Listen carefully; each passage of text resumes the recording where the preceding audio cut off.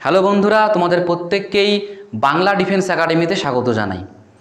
আমরা দুদিন আগে যেরকমটা বলেছিলাম যে আগামী রবিবার থেকে তোমাদের নেতাজি সুভাষ ব্যাচ শুরু হবে, তো সেই কথা অনুযায়ী কিন্তু আজকে আমাদের নেতাজি সুভাষ ব্যাচের কিন্তু প্রথম ক্লাস, ঠিক আছে। তো এবার দেখো, হিন্দির কিন্তু আমি ক্লাস নাম্বার দিয়েছি 4। তার কারণটা কি? তার কারণটা হচ্ছে যেহেতু নেতাজি সুভাষ ব্যাচের আগে থেকেই আমি কিছু হিন্দির ক্লাস দিয়ে দিয়েছি, তো সেগুলো আবার যদি আমি ভিডিও করে দিই তাহলে তোমাদেরও একটু সমস্যা হবে, তাই না? তো সেই জন্য আগে যে কয়েকটা ভিডিও 3টা ভিডিও দিয়েছি সেগুলো তোমরা দেখে নিও। প্লেলিস্ট আমি চেঞ্জ করছি না, ওই আগের প্লেলিস্টে আমি রাখছি। আর আজ থেকে শুরু হচ্ছে আমাদের Netaji Subhash batch SSC GD 2026-এর এক্সামকে ফোকাস করে, কেমন? তো এই যে আমাদের হিন্দির 4 নাম্বার ক্লাস, এই ক্লাসে আলোচনা করব আমরা পদ পরিচয় নিয়ে। আমরা দেখব যে হিন্দির যে পদ হয়, তাই না, সেই পদগুলো নিয়ে কিন্তু আজকে আলোচনা করব এবং তার সঙ্গে সঙ্গে এই পদের মধ্যে একটি আজকে কিন্তু আলোচনা করব যেটা হচ্ছে সংজ্ঞা, যেটাকে আমরা বাংলায় বলি হচ্ছে বিশেষ্য, কেমন? তো এই হচ্ছে আজকের আমাদের আলোচনার বিষয়। আর পদ তোমরা আগে থেকেই জানো, বাংলাতেও পদ পড়তে হয় বিশেষ্য, বিশেষণ, সর্বনাম, ক্রিয়া, তাই না, ক্রিয়া বিশেষণ। তো সেই রকমই হিন্দিতেও আমাদের কিন্তু পদ পরিচয় বা পদ পড়তে হয়। তো সেই পদ নিয়েই আজকে আমি আলোচনা করব এবং যতগুলো পদ আছে তার মধ্যে আমি একটি পদ নিয়ে আজকে আলোচনা করব, যেটা হচ্ছে সংজ্ঞা মানেই হচ্ছে বিশেষ্য, ঠিক আছে।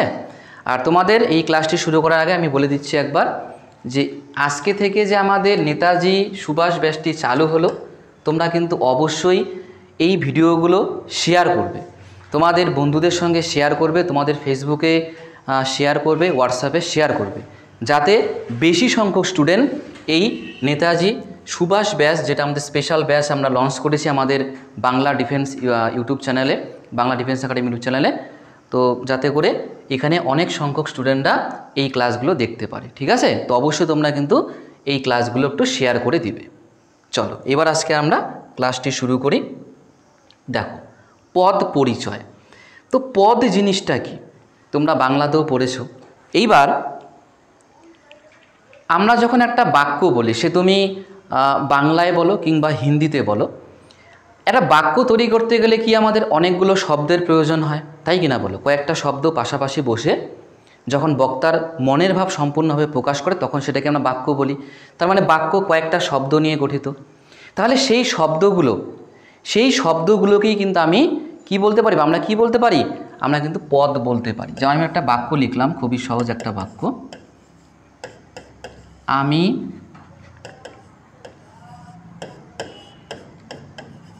ভাত খাই।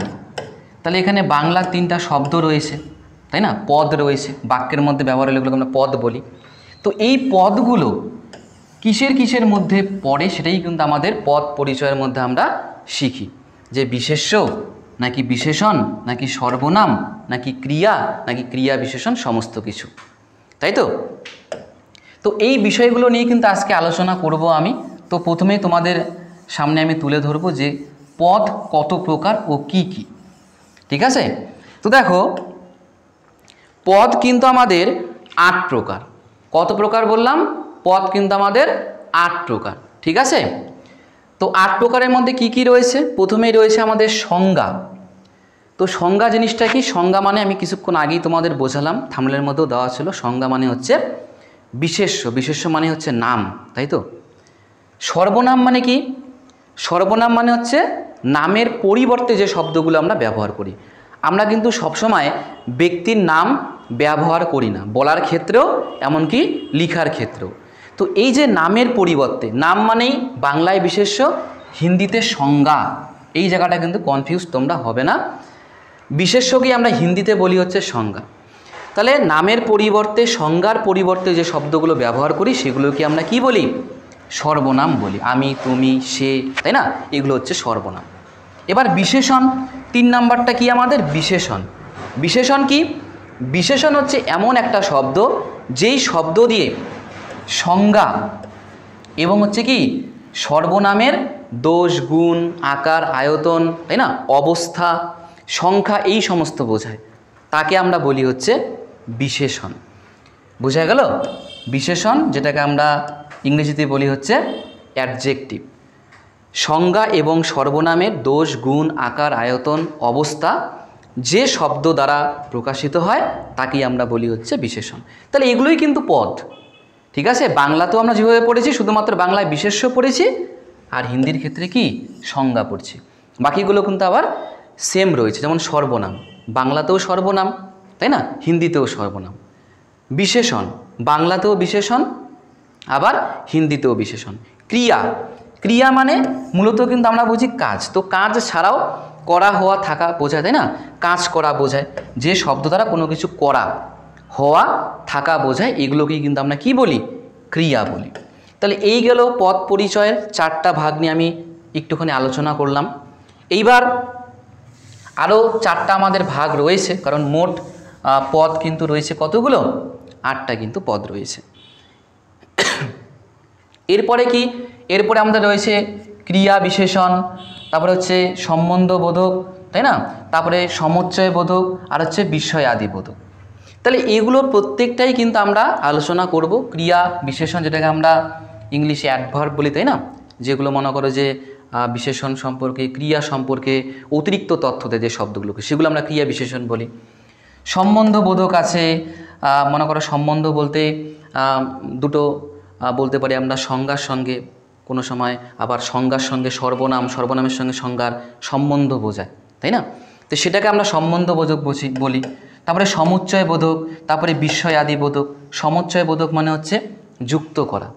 সমুচ্চয় বোধক মানে কি? যুক্ত করার যে কাজ করে তাকে আমরা বলি হচ্ছে সমুচ্চয় বোধক। আর বিস্ময় আদি বোধক মানে যে শব্দগুলো দিয়ে হঠাৎ কোনো আমাদের আবেগ অনুভূতি প্রকাশ পায়, সে দুঃখ হতে পারে, সে আনন্দ হতে পারে, তাই না? তো হঠাৎ কোনো আবেগ অনুভূতি যে শব্দগুলো দ্বারা প্রকাশিত হয় তাকে আমরা বলি বিস্ময় আদি বোধক, তাই না? তো এই কিন্তু মোট আমাদের 8টা পদ। এবার আমি প্রত্যেকটা পদ নিয়ে আলোচনা করব, ঠিক আছে? এবার আজকে শুধুমাত্র আমি আলোচনা করব সংজ্ঞা নিয়ে, বাংলা যেটাকে বলা হয় হচ্ছে বিশেষ্য পদ, ঠিক আছে? তারপরে আমি সর্বনাম, বিশেষণ, ক্রিয়া, ক্রিয়া বিশেষণ, তারপরে হচ্ছে সম্বন্ধবোধক যে আমাদের পদ, তারপরে সমুচ্চয় বোধক পদ, বিস্ময় আদি বোধক, সমস্ত কিছু নিয়ে আলোচনা করব। আর তোমাদের আমি আরেকটা কথা বলে রাখি, তোমরা অনেক জায়গায় এটাও দেখতে পারো যে 5 নাম্বার, 6 নাম্বার, 7 নাম্বার, 8 নাম্বারে যেগুলো রয়েছে আমাদের ক্রিয়া বিশেষণ, তারপরে সম্বন্ধবোধক, তারপরে হচ্ছে সমুচ্চয় বোধক, আর হচ্ছে বিস্ময় আদি বোধক, এগুলো কিন্তু আবার অব্যয়ের ভাগ হিসেবেও অনেক জায়গা তোমরা পেতে পারো, যে অব্যয়ের আবার 4টা ভাগ, তাই তো? অব্যয়ের 4টা ভাগ তোমরা কিন্তু আলাদা করেও আবার পেতে পারো। তো আমি এখানে একবারই সব লিখে দিয়েছি, এই 4টা আলাদা, আর এই 4টা কিন্তু অনেক সময় অব্যয়ের আবার ভাগ হিসেবে দেখানো হয়, ঠিক আছে? তো এই জায়গাটা আশা করি তোমাদের ক্লিয়ার হয়েছে। তো অন্য জায়গায় যদি অব্যয়ের ভাগ দেখো এগুলো, তো তোমরা কিন্তু সেই জায়গাটা মানে কনফিউজড হবে না যে অব্যয় আবার কী করে আসলো। তো ওটা আমি বলে দিলাম যে অব্যয়ের ভাগও কিন্তু এগুলো অনেক সময় দেখতে পারো, ঠিক আছে? তাহলে চলো এবার আমরা আজকের ক্লাসে সংজ্ঞা, এটা নিয়ে আজকে আমরা বিস্তারিত আলোচনা করব। দেখো, সংজ্ঞা মানেই বিশেষ্য, বিশেষ্য মানেই হচ্ছে নাম, কোনো কিছুর নাম, ব্যক্তি, বস্তু, জায়গার নাম, ঠিক আছে? তো এই সংজ্ঞাকে কিন্তু আমরা 5 ভাগে ভাগ করতে পারি। কত ভাগে ভাগ করতে পারি? 5 ভাগে কিন্তু আমরা ভাগ করতে পারি। বুঝা গেল? কয় ভাগে ভাগ করতে পারি? 5 ভাগে ভাগ করতে পারি। তো আমি 5টা ভাগ নিয়ে আলোচনা করব। যেমন দেখো, প্রথমটা কি আছে? ব্যক্তিবাচক সংজ্ঞা। কি আছে? ব্যক্তিবাচক সংজ্ঞা। তো ব্যক্তিবাচক সংজ্ঞা জিনিসটা কি? আমি পুরোপুরি কিন্তু এখানে সংজ্ঞা দিয়ে দিয়েছি। দেখো, যে সকল শব্দ কোনো নির্দিষ্ট ব্যক্তি, যে সকল শব্দ কোনো নির্দিষ্ট ব্যক্তি, স্থান বা জিনিসের নাম নির্দেশ করে তাকে যথাযথ কি বলে? সংজ্ঞা বা হচ্ছে কি বিশেষ্য বলে। যেই শব্দ দ্বারা নির্দিষ্ট করে কোনো ব্যক্তি, তাই না, তারপরে হচ্ছে স্থান কিংবা হচ্ছে বস্তু, এগুলোর নাম যদি সরাসরি প্রকাশ হয় তাহলেই সেটাকে আমরা কি বলি? সেটাকে আমরা বলি হচ্ছে ব্যক্তিবাচক সংজ্ঞা। তোমরা উদাহরণ দেখো, উদাহরণ দেখলে তোমরা একবারেই বুঝে যাবে। যেমন দেখো, দিল্লি, তা নির্দিষ্ট করে একটা জায়গার নাম না বলো তো? দিল্লি বলতে আমরা দিল্লিরকেই বুঝি, অন্য কোনো জায়গাকে বুঝি না, তাই কি না? ভারত এটাও একটা নির্দিষ্ট করে দেশের নাম, আমাদের দেশের নাম, তাই না? আমেরিকা নির্দিষ্ট করে একটা জায়গা, একটা দেশের নাম। রাম, শ্যাম এগুলো কি নির্দিষ্ট করে ব্যক্তির নাম। তাহলে এই যে ব্যক্তির নাম, এই যে স্থানের নাম, তাই না? এই যে স্থানের নাম নির্দিষ্ট করে বোঝাচ্ছে কি বোঝাচ্ছে না? একদম প্রপার কিন্তু ওয়েতে বা নির্দিষ্ট করেই কিন্তু জায়গার নাম, ব্যক্তির নাম বোঝাচ্ছে। তার মানে এই শব্দগুলোকে আমরা কি বলবো? এগুলোকে বলবো হচ্ছে আমরা ব্যক্তিবাচক সংজ্ঞা। এখানে আরেকটা দেওয়া আছে আফ্রিকা, এটাও নির্দিষ্ট করে একটা জায়গার নাম, তাই না? দেশের নাম। তো এই যে দিল্লি, ভারত, আমেরিকা, রাম, শ্যাম, আফ্রিকা, এগুলো প্রত্যেকটা শব্দ দিয়েই কিন্তু নির্দিষ্ট করে ব্যক্তি, স্থান কিংবা জিনিসের নাম বোঝানো হচ্ছে। সেই জন্য এই শব্দগুলোকে আমরা বলবো হচ্ছে ব্যক্তিবাচক সংজ্ঞা। আশা করি তোমরা প্রত্যেকেই বুঝতে পেরেছো, কোনো তোমাদের আশা করি ডাউটও থাকবে না যে ব্যক্তিবাচক সংজ্ঞা জিনিসটা কি বা কোন শব্দগুলোকে ব্যক্তিবাচক সংজ্ঞা বলা হয়। আশা করি তোমরা প্রত্যেকেই বুঝতে পেরেছো। এবার দেখো আমরা 2 নম্বরে চলে যাব। 2 নম্বরে কি বলেছে? জাতিবাচক সংজ্ঞা। কি বলেছে? জাতিবাচক সংজ্ঞা। দেখো এখানে আমাদের সংজ্ঞাতে কি বলেছে? যে সকল শব্দ কোনো প্রাণী, যে সকল শব্দ কোনো প্রাণী বা বস্তুর সমগ্র প্রজাতি নির্দেশ করে। দেখো এখানে কিন্তু নির্দিষ্ট করে কিন্তু কোনো ব্যক্তি বস্তুর নাম বোঝাচ্ছে না। এখানে বলেছে কি? প্রাণী বা বস্তুর সমগ্র প্রজাতি, মানে একই জাতীয় জিনিস, তাই তো? প্রাণী বা বস্তুর সমগ্র প্রজাতি নির্দেশ করে, তাদেরকে কি বলা হয়? হিন্দিতে জাতিবাচক সংজ্ঞা, বাংলায় বললে হবে সাধারণ বিশেষ্য বলে। ঠিক আছে? নির্দিষ্ট করে কোনো ব্যক্তি, বস্তু, জায়গাকে না বুঝিয়ে সমগ্র প্রজাতির প্রাণী, বস্তু বা জায়গাকে বোঝাবে, তাকেই আমরা বলবো হচ্ছে কি? জাতিবাচক সংজ্ঞা। আশা করি প্রত্যেকে বুঝতে পেরেছো। যদি না বুঝে থাকো তোমরা উদাহরণগুলো দেখো, উদাহরণ দেখলে তোমরা একবারই বুঝে যাবে। যেমন দেখো ঘোড়া। এবার কোন ঘোড়া? ঘোড়া তো অনেক ধরনের হয়, তাই না? অনেক প্রজাতির ঘোড়া হয়। মনে করো আমি সাপোজ ধরে নিলাম যে 5 ধরনের মনে করো যে ঘোড়া রয়েছে, তাই না?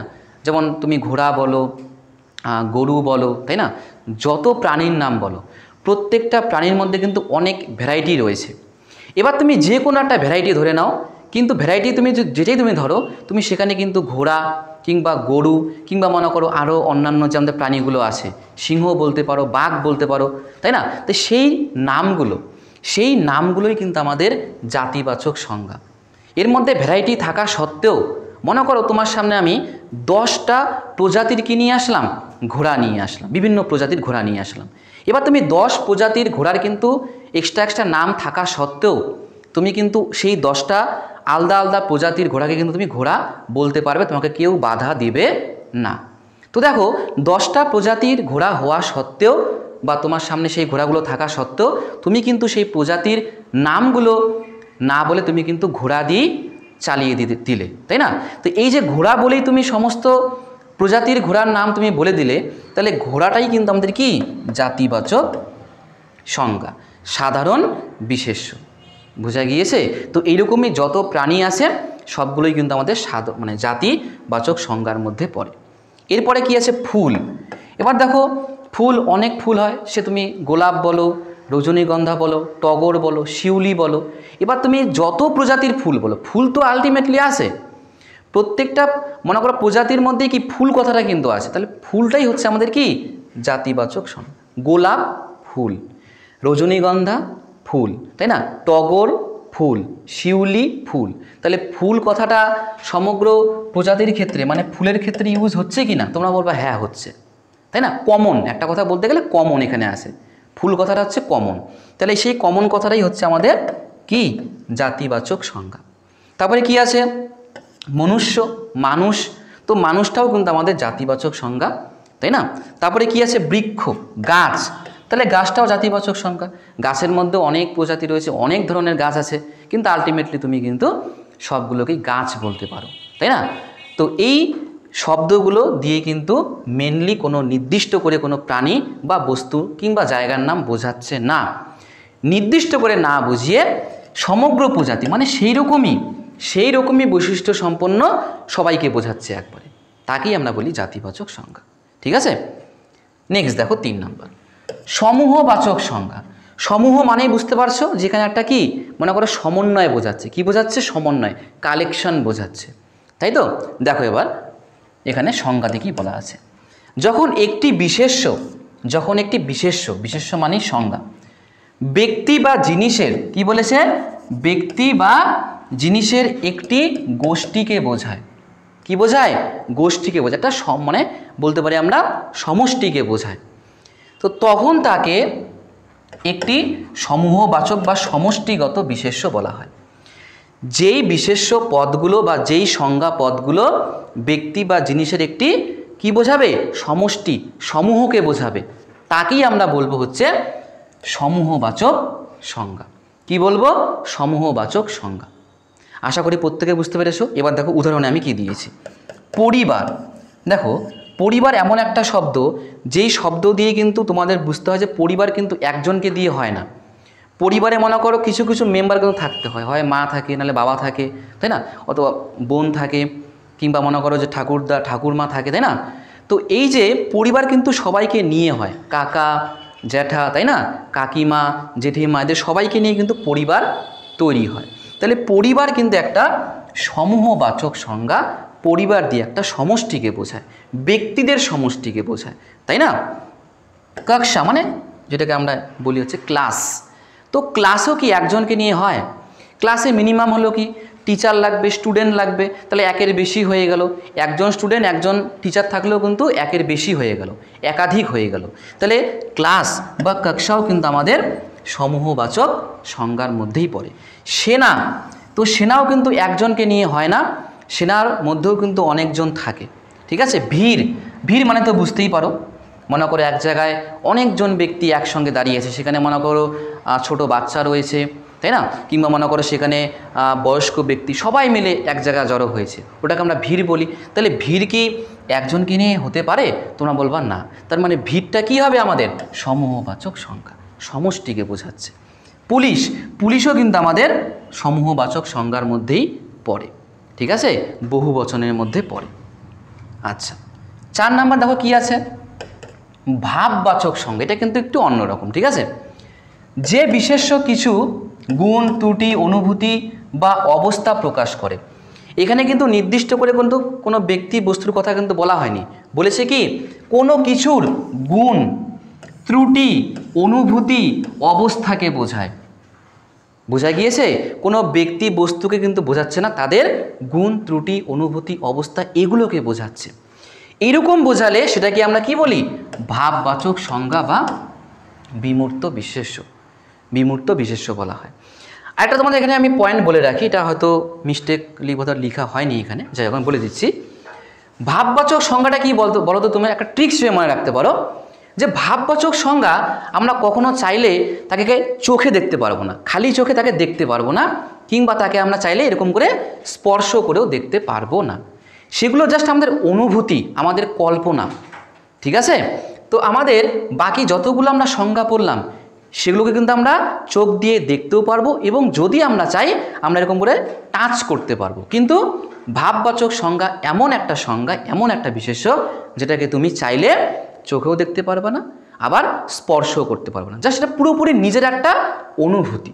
বোঝা গেল? তুমি যেরকমটা মনে করো সেরকম। দেখো তোমরা এখানে উদাহরণগুলো দেখো, তাহলে জিনিসটা ক্লিয়ার হয়ে যাবে। জওয়ানি, বুড়াপা, তাহলে এগুলো কিন্তু একটা অবস্থা, এগুলো কিন্তু মনে করো আমাদেরই, মানে মানুষেরই একটা কিন্তু এটা বয়স হিসেবে কিন্তু জওয়ানি, বুড়াপা কিন্তু জিনিসগুলো আসে, তাই না।